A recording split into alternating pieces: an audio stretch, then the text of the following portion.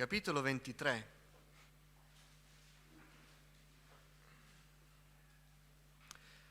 Per maggiore chiarezza leggeremo dal versetto 8 al versetto 12, ma la nostra storia è soltanto di uno dei tre personaggi descritti, Samma, dal verso 11 al verso 12.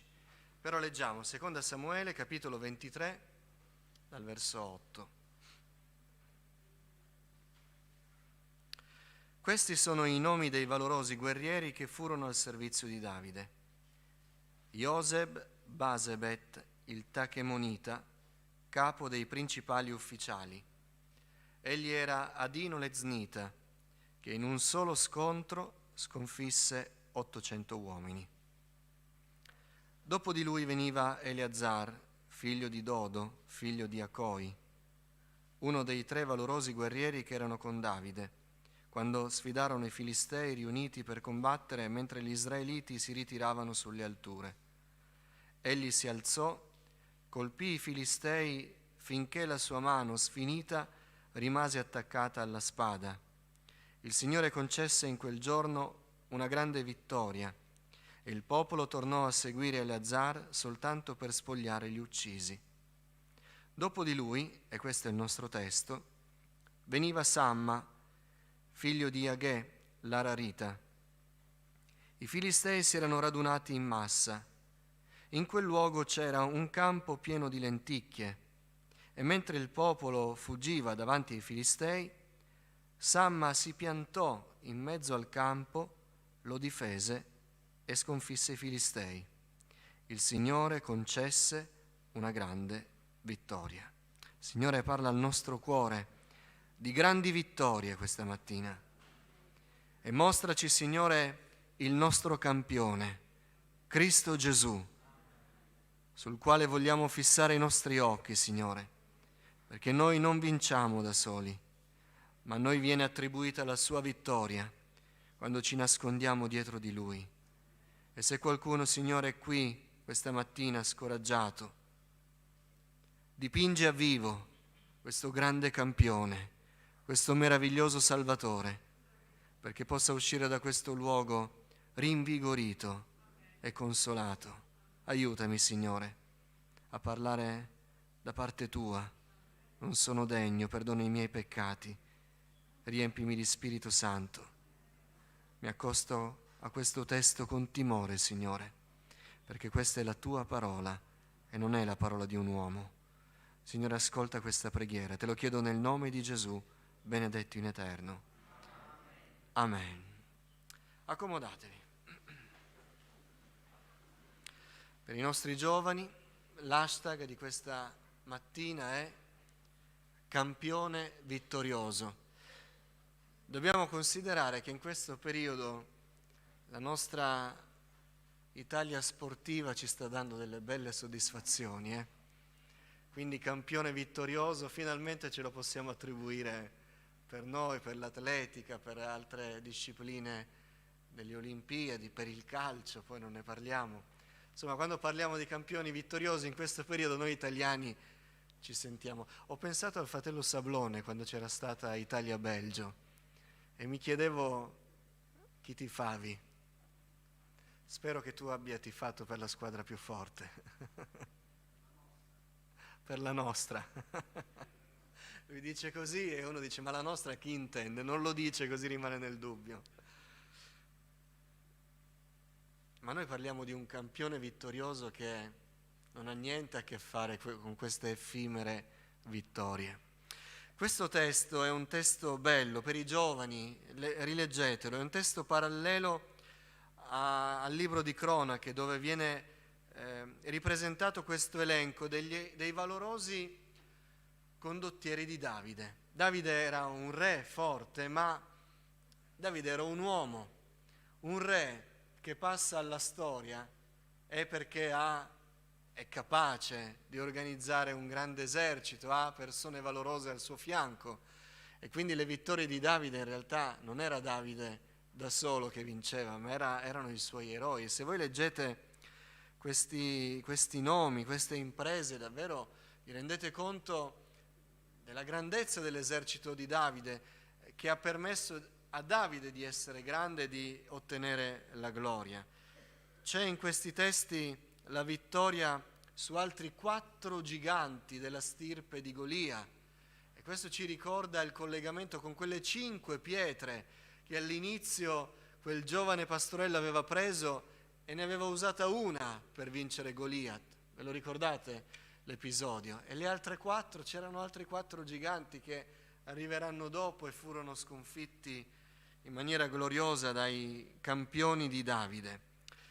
Ci sono tanti riferimenti, tanti collegamenti, tanti significati, ma i primi 3 personaggi, in modo particolare, in questi 3 personaggi, io vedo Cristo, perché quando noi leggiamo nella Bibbia di grandi vittorie, di personaggi solitari, se noi lo leggiamo alla luce di tutta la Scrittura, non c'è mai un uomo che da solo, un servo di Dio che da solo riporta grandi vittorie. Solo uno nella Scrittura rimane da solo e combattendo da solo vince gloriosamente.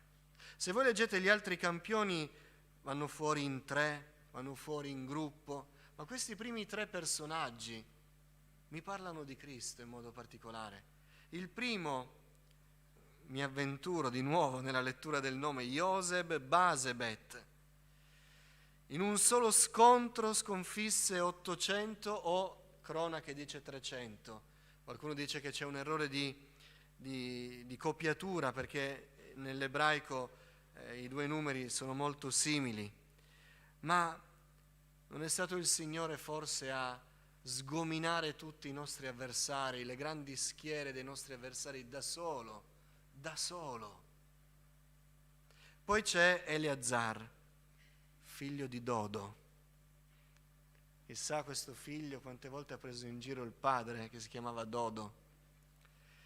Ma questo Eleazar da solo sconfisse i Filistei fino a quando la sua mano sfinita rimase attaccata alla spada. La spada è figura della parola di Dio. Ma non è scritto che fu sconfitto, quando fu sfinito lo finirono. No, è scritto che lui combatté fino allo stremo delle sue forze fisiche.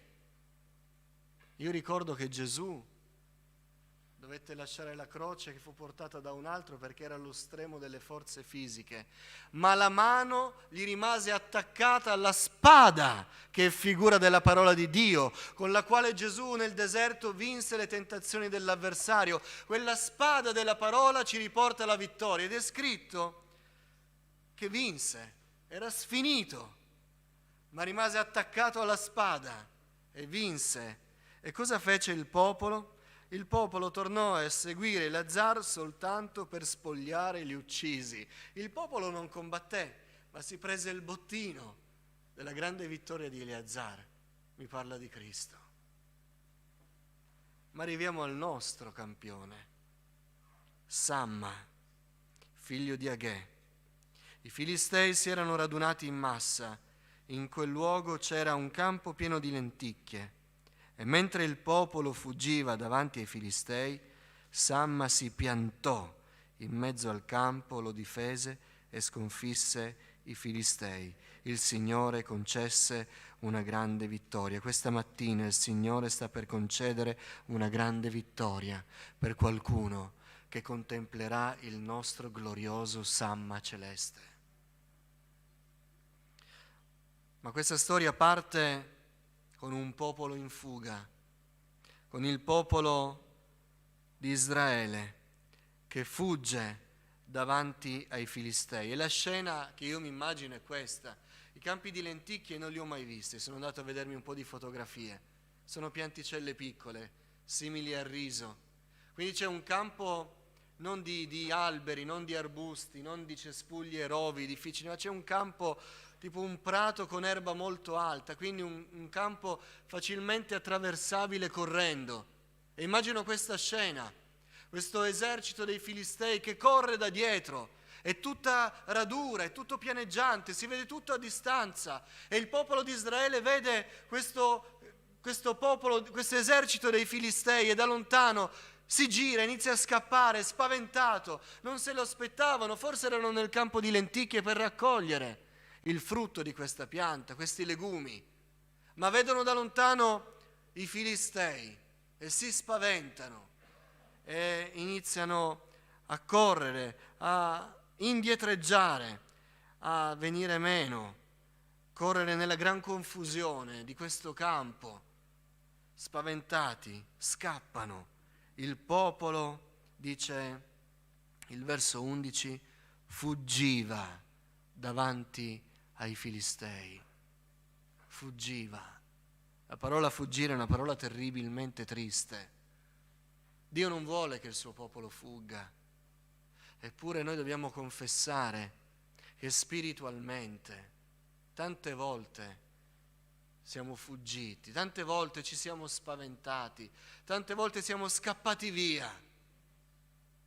Abbiamo avuto paura, qualcosa ci ha terrorizzato, qualcosa ci ha preso all'improvviso e noi non eravamo pronti.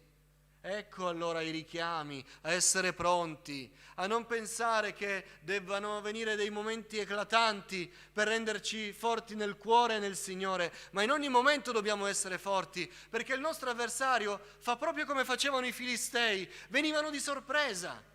Lo sappiamo per esempio nella storia di Gedeone, ve la ricordate? Si nascondevano nelle aie, di nascosto macinavano in luoghi segreti, in luoghi nascosti, perché i Filistei facevano delle scorribande e venivano all'improvviso, non telefonavano dicendo domani alle 12 veniamo, ma venivano all'improvviso. Ognuno di noi ha un avversario che non manda SMS, non anticipa la sua venuta, ma viene all'improvviso. Ecco perché dobbiamo essere trovati pronti.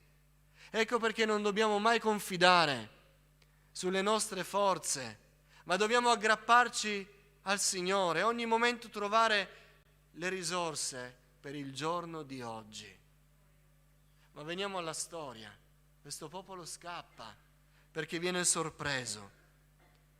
Spiritualizziamo questa storia per noi. Noi possiamo venire sorpresi da un problema, sorpresi da una delusione, sorpresi dalla scoperta che noi non siamo quello che credevamo. Quando le cose sono serene, noi ci arroghiamo il diritto di pensare che siamo capaci di venire fuori dai guai.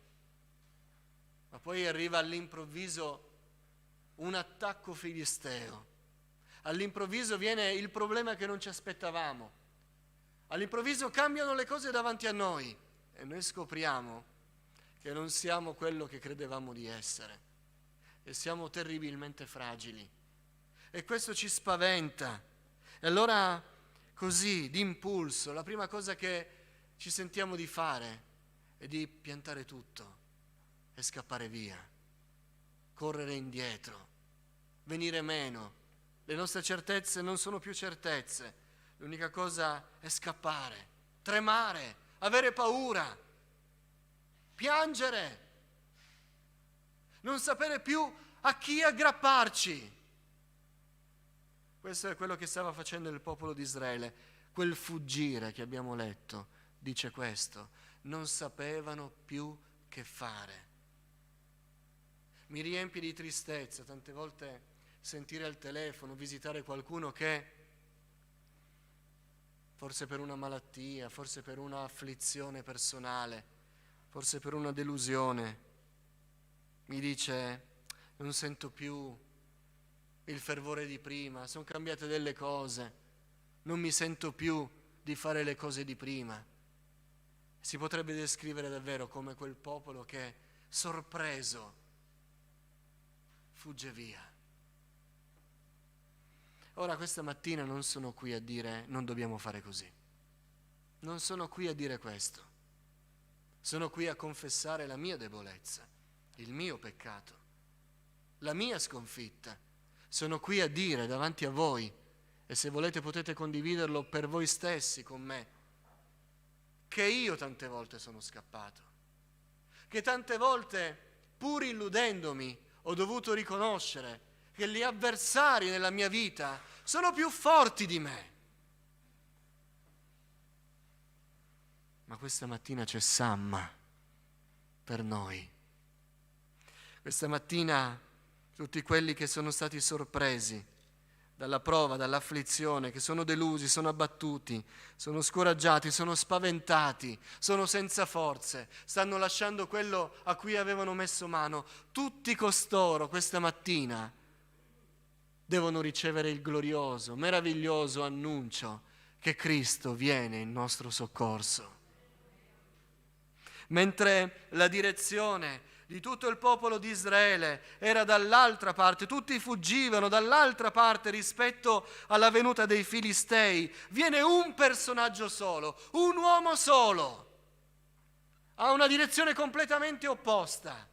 Samma, figlio di Agè, l'Ararita, un campione dell'esercito di Davide. Mentre tutti scappano, mentre tutti confessano e dichiarano la loro sconfitta, viene improvvisamente lui. E lo definisce così il testo. Questa storia non c'è in cronache. Ecco perché volevo parlarvi in particolare di Samma, che mi parla ancora di più di Cristo rispetto all'altro elenco, perché cade qui, all'improvviso. Nell'altro elenco ci sono gli altri personaggi nelle cronache, ma Samma c'è solo qui. All'improvviso, nella nostra sconfitta, nella nostra delusione, all'improvviso viene uno, si presenta uno. Il termine ebraico che è definito qui nella nostra traduzione, Samma si piantò in mezzo a questo campo. È tradotto come si presentò, ma è più forte in questo testo. Ma iniziamo a parlare di questo si presentò nella nostra sconfitta, mentre c'è il nostro avversario che grida su di noi per spaventarci e per farci paura. Cristo si presenta. Amico, amica, sorella mia, fratello mio, giovane mio, non aver paura, non ti far spaventare dall'avversario. Perché nel momento più terribile, mentre tu stai dimostrando a tutti che l'unica cosa che sei capace di fare è scappare, perché vedi che l'avversario è più grande di te, viene Samma, viene Gesù, si presenta e si presenta in un modo misericordioso, perché a volte la paura. Qualcuno ha accennato alla depressione, ci pensavo ieri mentre meditavo questo. Il mostro del secolo lo chiamano, che spaventa tutti. Noi abbiamo visto personaggi in grandi posizioni, di grande autorità, di grande forza, essere completamente distrutti dalla depressione. Ma Gesù il misericordioso si presenta anche quando noi non abbiamo la forza di invocarlo, perché il popolo fuggiva, il popolo scappava terrorizzato, ma Gesù è venuto lo stesso. Gesù ha visto il nostro bisogno, proprio come quando Gesù dall'alto del monte, quando aveva ordinato ai discepoli di salire sulla barca ed andare nel lago e c'era quella tempesta, è scritto in uno dei Vangeli che Gesù da lontano li vide e interruppe la sua comunione col Padre, scese, camminò sulle acque e raggiunse i suoi discepoli, che non lo stavano invocando, ma Gesù stava vedendo che erano spaventati. Questa mattina, nel mezzo della nostra fuga, davanti all'avversario che grida per spaventarci sempre di più, si presenta Gesù, si presenta Gesù per soccorrerci. E noi dobbiamo parlare di salvezza questa mattina, in tutti gli aspetti in cui noi possiamo considerarla, non soltanto l'aspetto più alto, quello teologico, la salvezza della nostra anima. Gesù viene questa mattina per salvarci, nella maniera più semplice, più diretta, in cui noi possiamo intendere questo termine. E noi possiamo dire: Gesù, oggi mi hai salvato. oggi mi hai salvato, stavo scappando, pieno di paura, pieno di debolezza, ma tu mi hai salvato. Questa mattina Gesù vuole salvare qualcuno, questa mattina vuole salvare me soprattutto. Gesù ci ha salvati in ogni senso. Lì dove noi avevamo dichiarato la nostra resa, Lui si è presentato ed è andato nella direzione opposta alla nostra, è andato incontro all'avversario. Incontro all'avversario. Noi consideriamo sempre che ci possiamo fidare di Gesù, qualunque sia la nostra difficoltà. Fratelli, qualunque sia la nostra difficoltà, ci possiamo fidare di Gesù, perché Lui ha vinto il nemico più grande, la morte. Il terzo giorno è risorto per dimostrarci che tutti gli altri nemici, che sono inferiori alla morte. La sorella accennava prima dell'ostilità di suo fratello, ma adesso che sta facendo un bilancio della sua vita, tante cose vengono meno. È così, lo dico sempre, anche i credenti, quando ci sono le vibrazioni nell'aereo, stringono più forte il bracciolo. La morte è il nemico più grande, ma Gesù ha vinto la morte. E se ha vinto la morte, possiamo star certi che è capace di sconfiggere ogni altro nostro avversario, tutto quello che ci abbatte. Gesù non ci vuole abbattuti, Gesù ci vuole trionfanti, ma è Lui che vince per noi. E allora va nella direzione opposta, perché non tiene lontano il nostro avversario, lo vince, lo sconfigge. Amen. Perché noi la mattina, io non so se sto parlando per qualcuno, noi la mattina ci dobbiamo svegliare sereni,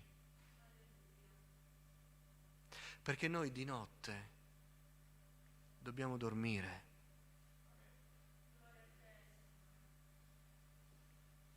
Mi capite? Ci sta qualche notte insonne, perché vuol dire che siamo legati alle cose che facciamo, alle persone che amiamo.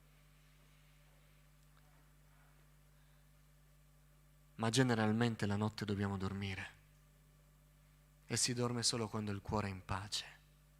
Amen. In pace mi coricherò e in pace dormirò, perché tu solo, Signore, mi fai abitare al sicuro. E quindi Cristo non viene per tenere lontano l'avversario, viene per vincerlo. Non c'è delusione che potrà rendere secca la tua vita se permetti a Cristo di vincere per te. Cristo ha combattuto sul nostro terreno.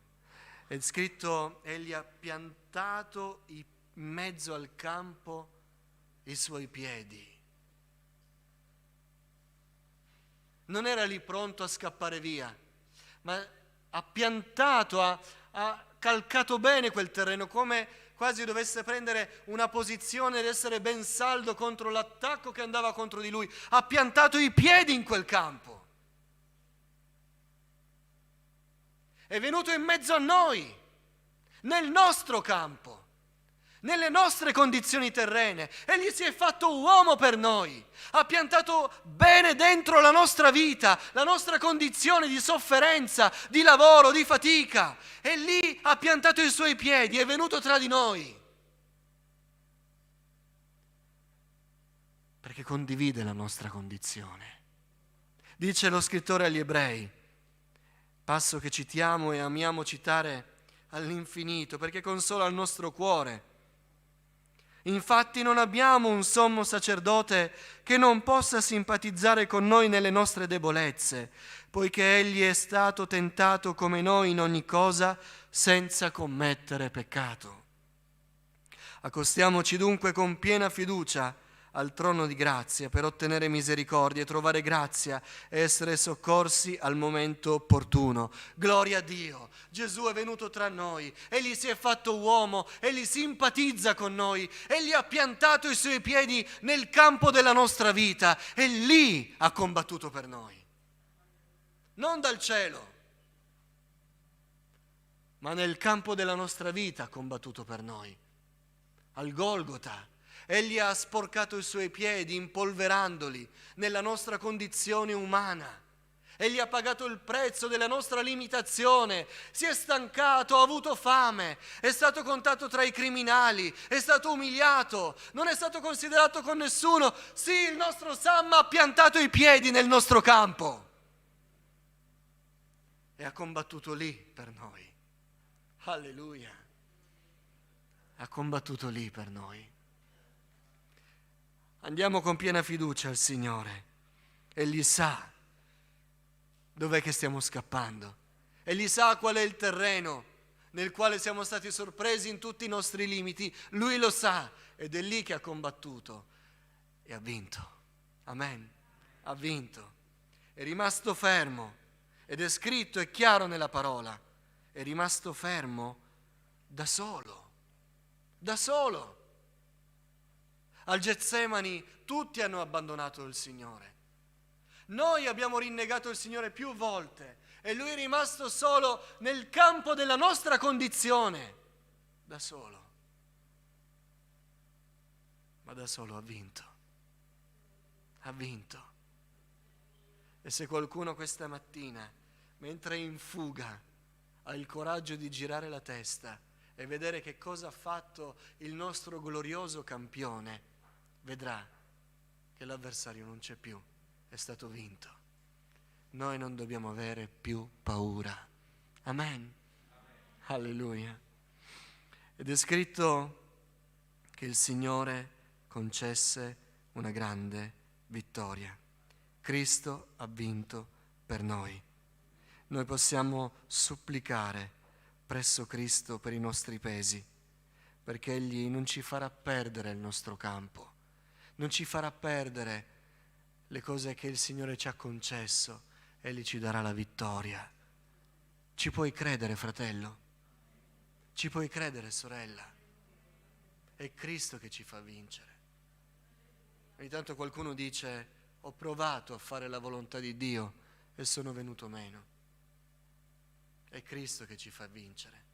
Se noi impariamo a nasconderci dietro di Lui, quello che dobbiamo fare è soltanto acquisire le vittorie che Lui ha riportato.